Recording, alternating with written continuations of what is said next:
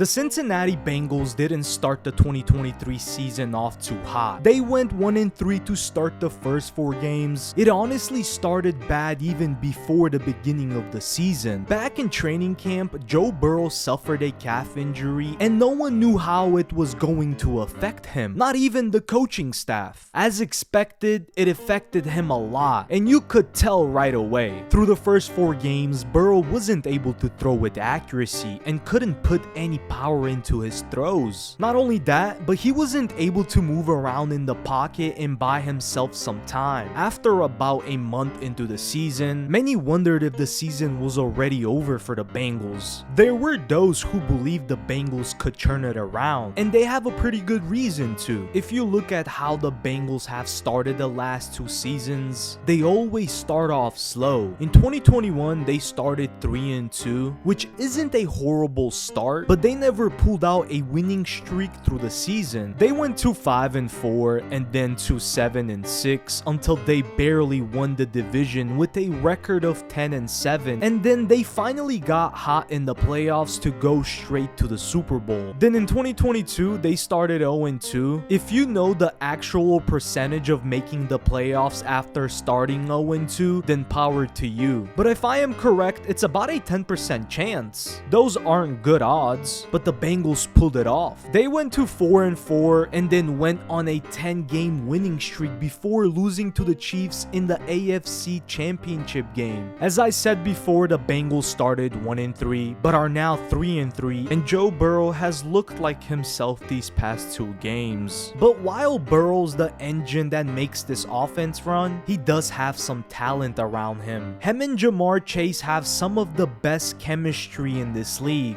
They've had this chemistry since they played together in college at LSU. It didn't miss a beat in the NFL. But they also have T. Higgins and Tyler Boyd, who could easily be #1 receivers on some other teams. Their receiving group is arguably the deepest in the NFL. Now that Burrow's playing well again and looks healthy, this offense can pull up the numbers we are used to seeing over the past 2 years. Now, the defense isn't the scariest defense in the NFL, especially after both starting safeties from last year left in free agency in the offseason, but they do their part. The strength of this defense is their pass rush. They have a great edge duo with Trey Hendrickson and Sam Hubbard, but the best part about them and this defense as a whole is that they show up in the biggest moments. Like this past game against the Seahawks, Geno Smith was having himself a nice day, but when it came down to the final drive of the game, the defense brought pressure and it kept him from taking the lead. In the first 4 games, they were asked to do too much. Now, they just need to do enough. I expect the Bengals to go back to their old selves and go win some games. It's not going to be easy because they've got some tough games left in the season. Their next games against the 49ers, who are seen by most analysts as the best team in the league. Then they still have to play the Bills, Steelers twice, Browns and Ravens again, Jaguars and Chiefs. Those are some tough teams to beat. They do have some easy games like the Texans, Colts and Vikings, but any of those games can be an upset. My guess is the Bengals will win 7 to 8 more games over the rest of the season. That would put them at 10-7 or 11-5 and maybe barely win the division or getting in as a wild card team. Either way, this Bengals team isn't broken and their season isn't over yet, and they might be just getting started.